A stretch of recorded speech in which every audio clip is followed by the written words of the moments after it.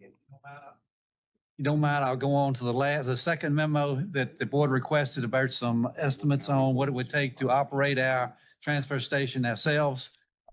Again, this is something I prepared based on some assumptions here. I think the biggest one is 50,000 tons of waste annually.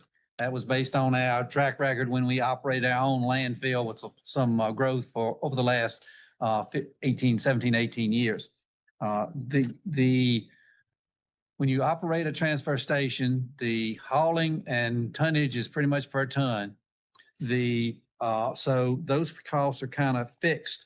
The tipping fee we got from some information as we were going through this first RFP, and we took an average of a couple of contracts and inflated them a little bit to come up with a pretty much, since we were assuming a landfill in Pennsylvania County, we knew the distance and we knew a tipping fee that we could get.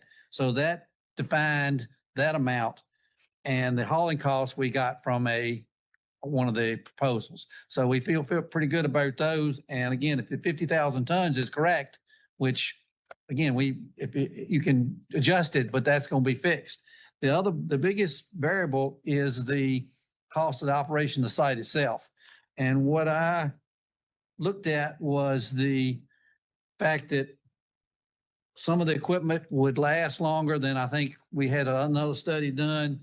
And the fact that I think we would, that was one of the big factors. And the other one was the actual knowing what landfill to take it for. So again, I'm sorry, can you say that last part again? The two biggest changes from what the previous study we had was the fact we knew a distance to haul it and a tipping fee. And about equipment? The equipment that was in there, I think if you're doing only your tonnage and you're properly maintaining it, you should get longer years of life than what was originally projected. So that brought down the cost of operating the facility itself.